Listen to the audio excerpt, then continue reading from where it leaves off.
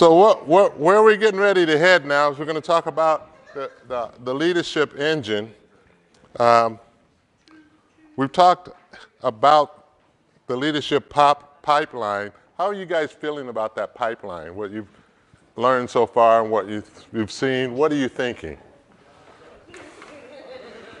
Are some of you thinking that your leadership pipeline needs some liquid plumber or something?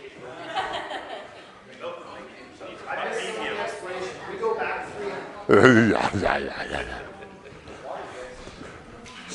How many of you, seriously, how many of you feel like maybe the leadership pipeline might be kind of a log jam for you and you're trying to figure that baby out? Or you feel, what? You have no pipe. The water's just gushing out. Okay, well, hey. You know what? That is a great statement. The water is gushing out because there's something about the leadership pipeline that we need, right? Sometimes when you have pipes that run through your house, what do you have? Regulators, you have valves, you have all kinds of things. And so the leadership engine is part of the leadership pipeline, and it's stuff we've already talked about, but how do we make it all come together?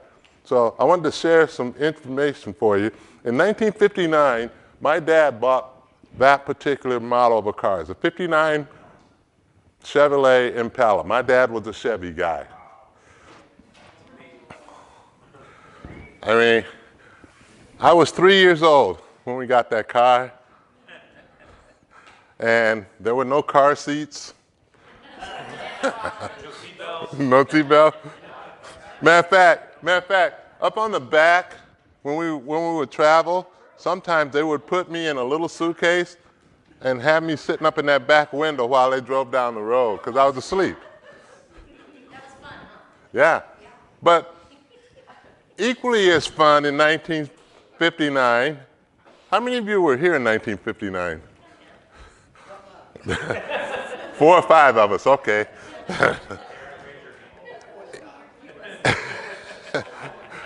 Equally as fun was I got my first set of wheels in 1959. Huh? No, I had my first set of wheels. I drove everywhere in my, but the problem with mine was it didn't have an engine. Okay?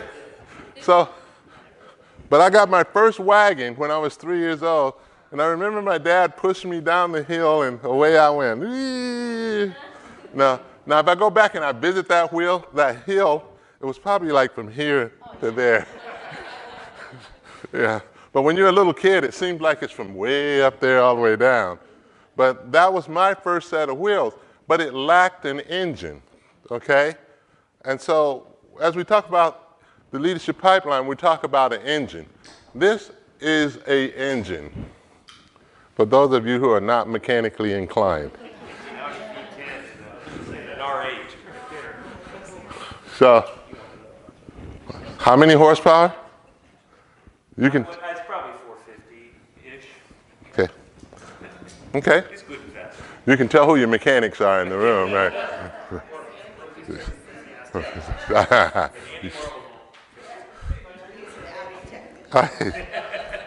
But anyway, we're going to talk about the engine that drives your leadership pipeline, okay? And I just want to read a couple things to you, because in recent years, the question of how to train people has been garnered a lot of attention, and it's clearly a big topic. And so training is kind of a big thing everybody talks about. And so today we're going to talk about somewhat of an outline that, hey, so how do you go about training 4 to 10 people in your leadership huddle if you're going to have a leadership huddle? You know, one of the things that I had said earlier in a couple of conversations is the hard part is knowing exactly what you're going to do with those people and how you're going to do it. Now, the last session that we had, they kind of walked us through, particularly when we got to the Crossway presentation and a couple of others, some things that they're pragmatically going to do to walk people through where they wanted to go. Because how many of you have ever gone through a training for a job? Okay? Now, if you work at McDonald's, it's real simple, right? Because when I worked at McDonald's back, which about 80% of America did at one time in their lifetime, I worked at the dressing table, if you know what the dressing table was. We didn't have all the sophisticated gadgets they have now, but you learn how to, they bring you a tray of buns and you learn how to dress them. And you go home at night smelling like pickles and mustard. And you work your way up, but as you're there, you learn all the essential things that go on a burger. Now, we were characters when I was younger. Every now and then somebody would we didn't have drive-through back then, so people would come in and, well, I want mine without pickles, and I want mine. So we had a lot of big guys working in the back, so we knew we could get away with it. And so when some jerk would come and treat the ladies or whoever was working the windows out front, we would take care of it. And especially if they took it to go.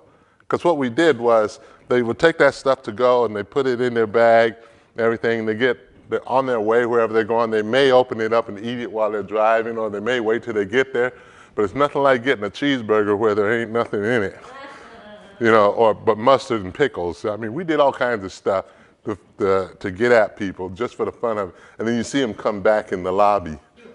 You gave me this hamburger. But we would all come out, all the big guys, and stand there like, what's wrong?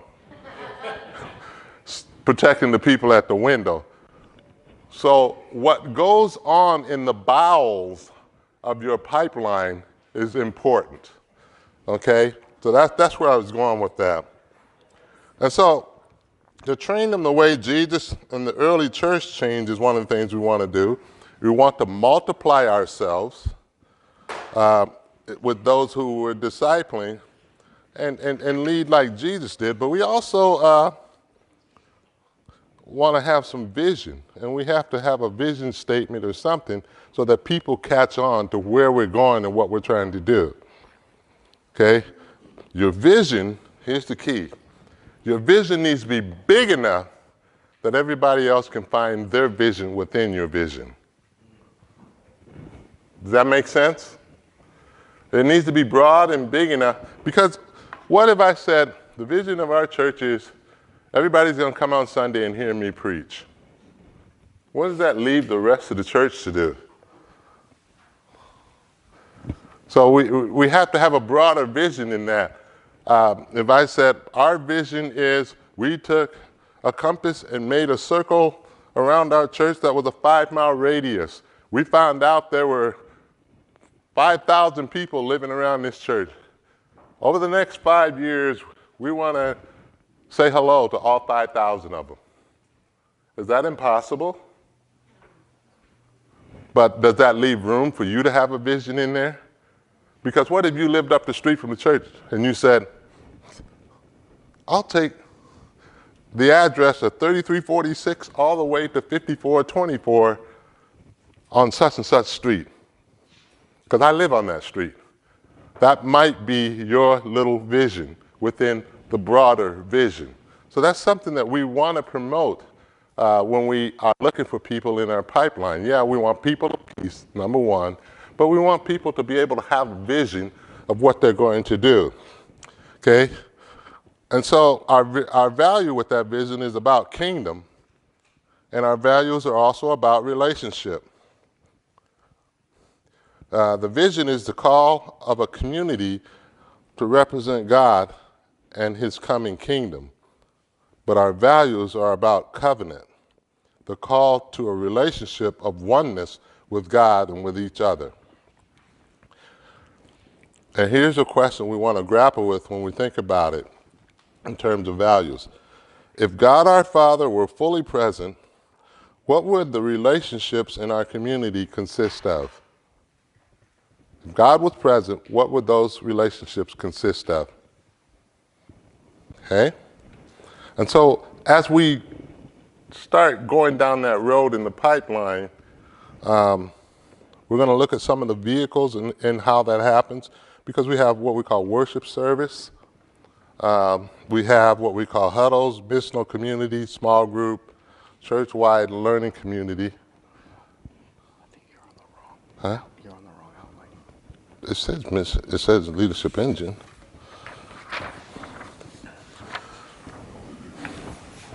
So you went to the back. That was the previous front. And so from there, you go to there. Okay, well, I've been reading the wrong pages all along.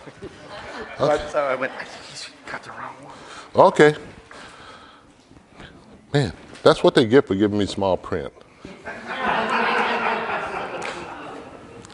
All right, so what we really want to do is cultivate a culture of learning, all right? And so in that culture of learning is a training culture. We want to train people the way that Jesus and the early church trained. We also want to have a leadership culture, multiplying ourselves into those you are discipling by creating a leadership culture. And then a learning culture. Cultivate a culture of learning where failure isn't fatal.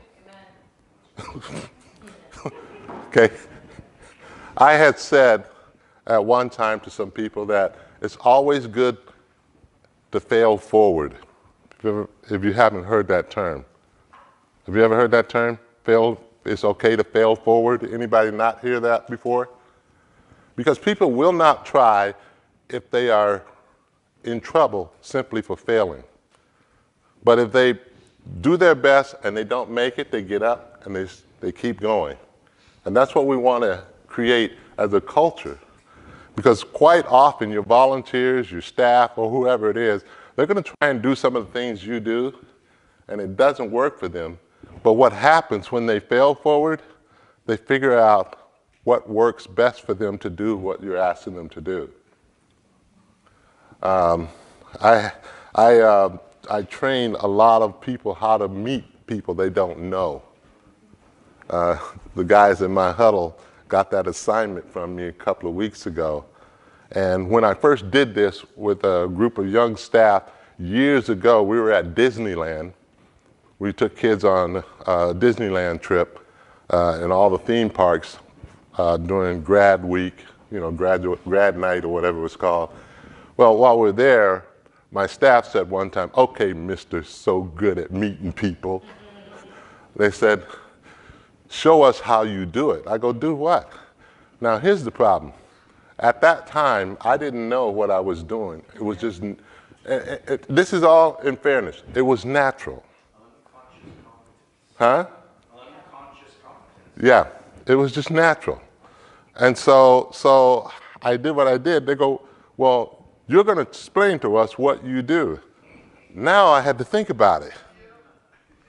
And so I said, "All right, here's how we're going to do this. Point out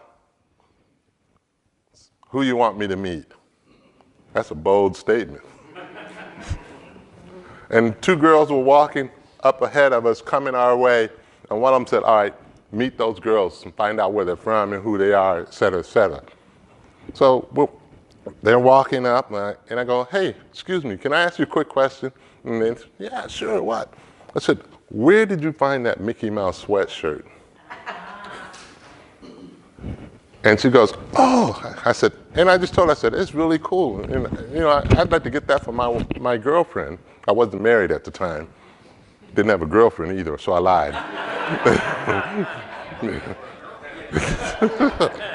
Cheated a little bit, okay? So as I did that, the girl did, and then they started talking, and I go, "That's a different kind of way of talking. Where are you from?" So she told me where she's from and was telling me all this stuff. I go, "They were from Alabama, so you know how they was talking." And so we went on, and so they went on and we went on, and they go, "Okay, you got lucky that time."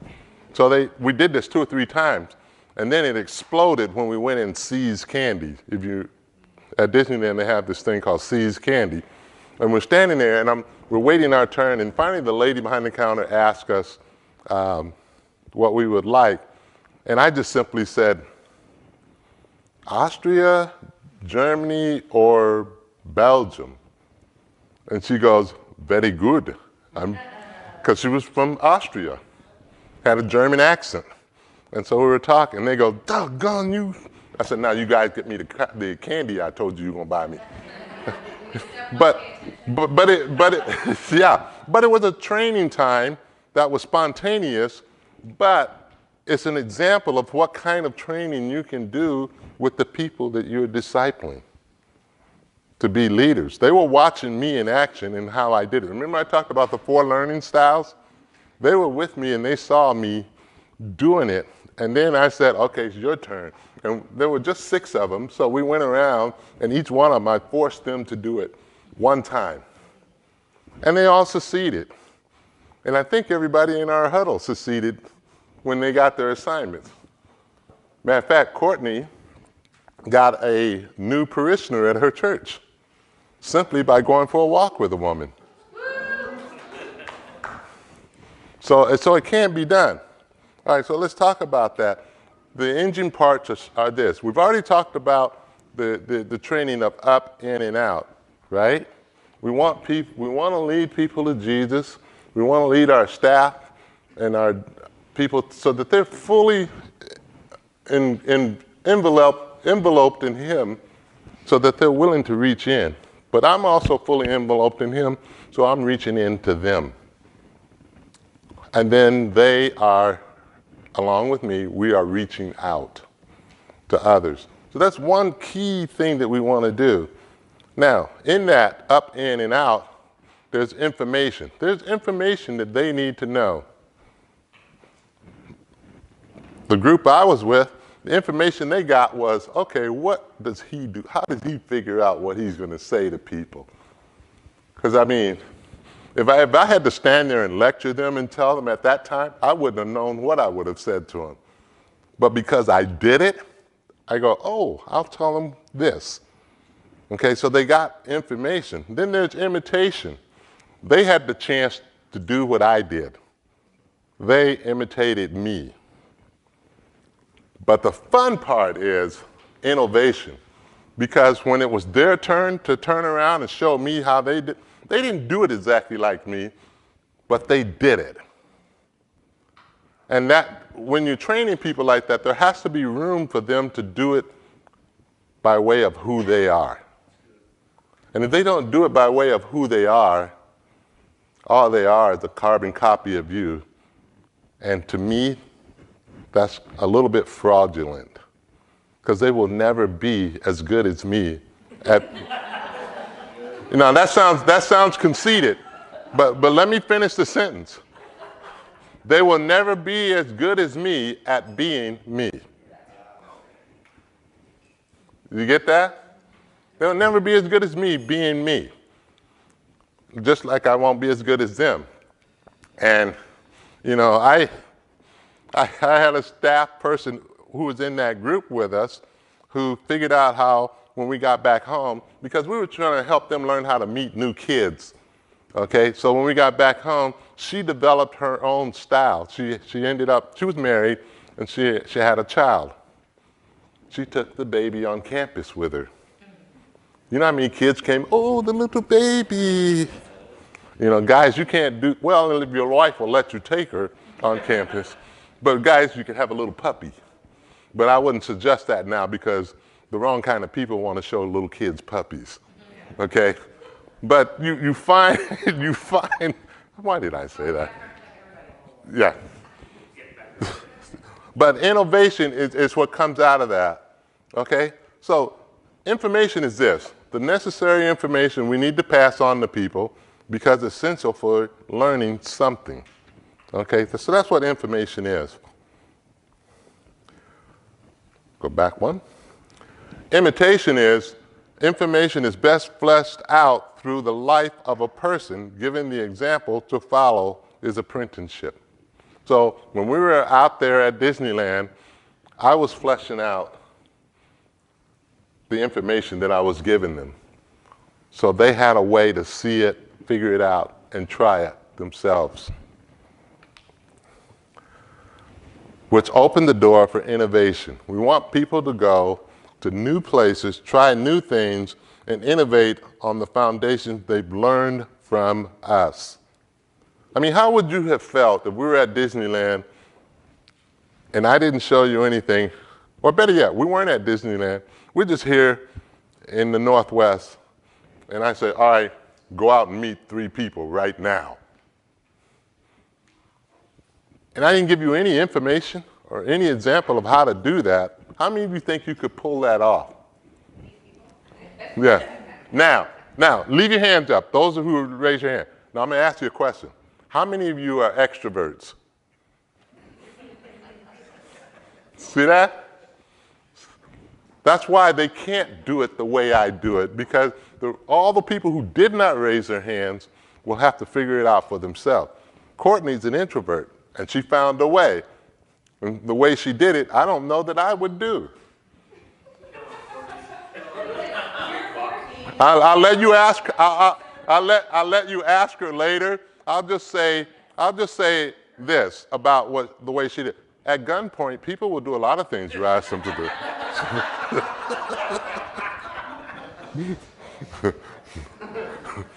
Okay, so what makes up the engine? We already talked about the first one. Is now we're talking about the square, which we just went through earlier today. Multiplying yourself into the catalytic leaders you are discipling so that they are able to skillfully navigate the missional frontier and take new kingdom ground as the Holy Spirit leads. Because when I'm doing that leadership square, we kind of went through the mechanics of it this morning. But what that really promotes is this. People can now navigate how they're going to do what they do. One of the things that happened in our huddle group this afternoon, a couple of people were talking about that. They had a hard time with the square, not because it was difficult to do, but in their framework of thought, it was like, I'm not going to take some formula, if I can use that way of saying it, because they really were saying, I'm me, and I'm flesh and blood, and I encounter people as Jesus would have me encounter them. And I just simply said, that's fine. The square is nothing more than the skeleton, the bones, and you are the flesh on that. Okay, the other thing the square does is it helps us operate completely naturally as a catalytic leader. When you have all the information in your head of how something's supposed to work or how you're supposed to do it, I don't know too many people, well, there are some, who by the numbers, okay, so now I'm supposed to do this. It's like they're baking a cake or something, reading the recipe, put 3 cups in. Oh, a pinch of this. And they're putting all the ingredients in, stir 10 times. That's not what the square is about, okay? You need to naturally do it to the point that when you're making a cake, you know it's 3 cups, you know it's a pinch, you know it's, and away you go. Now it's natural. Shape and release other catalytic leaders in the same way you've done with them. So when you become a catalytic leader, you turn around and shape other people to become catalytic. I can't say that word 10 times in a row. It's too late at night. Okay? That makes sense? All right. And if we remember, the parts of the square is this. The unconscious and competent that we have, I do, you watch, we talk. I don't think I need to dance through every detail. We did that earlier. The conscious and competent, I do, you help, we talk. You do, I help, we talk. The conscious competent. And then the unconscious competent, you do, I help, we talk. Okay, so that makes up the square. Now in real life, so let's say you want to develop a new small group leader. How would I go about that using the idea or the model of the square? One, we launch a new small group and invite the person to watch. So if I were to ask Deanne to join me in leading this small group, she would come and do it with me, right? All right, so I lead the small group, but I give her responsibility little by little within the group. Maybe I ask her, okay, you call everybody every week to make sure they know or remember to show up on time. I kind of do that now with our huddle group. And here's how it works. I say something and DJ goes, okay, I will send Courtney the link. Courtney, you send it. I mean, isn't that true? Isn't that how it happens in our group? I'm looking at the calendar, I say something, DJ goes, I got the link, because it's his Zoom link that we use, and then he passes it on to Court. You send the email to everybody. And that's kind of how that works. The person needs more and more of the small group, and you remain available to help. Now, I don't know what's going to happen with our huddle group. I know we're going to continue to meet, but they may decide to get rid of me and have it without me. Still up for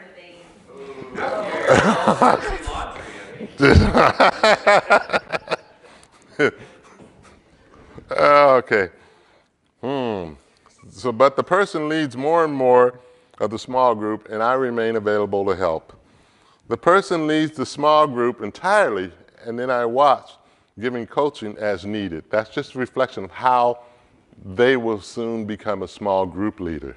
Now, Michael does that with me, because I've got a lot of training in a lot of other areas, but I had to learn how to do this. You've already seen me do a couple of mistakes. Read the wrong document. You're just failing forward. That's what we want. Yeah. Okay, so, and then we talked about the learning circle. Okay, the catalytic leaders you will invest in, what will they do? They will fail. And that's okay. They will learn. Oh, okay. But they also will see triumph. And they will see people come to Christ. One of the most exciting things that ever happened in my ministry, it's 11:35 at night. I'm in bed asleep, I'm tired, and I get this phone call from a gal named Penny Dorsey. Penny and I went to college together, and I talked her into being a volunteer with me at one of my schools at Centennial High School. And Penny really got involved with some girls, and it was going really good. She calls me at 11:35 at night, so excited. I'm like, why are you calling me so late? You know? And she said, oh, Fred, I've had so many good things happen in my life. Meeting Mary and Roger was a great thing. Having our two boys was a great thing. But none of them compared to the joy that I have right now. Deanne accepted Jesus. Couldn't you have told me that tomorrow morning? No. But she was so excited to lead this girl to Christ. And even to this day, they talk to each other. Deanne and her husband, Roger, are elders in their church. And they graduated from high school back in 1987.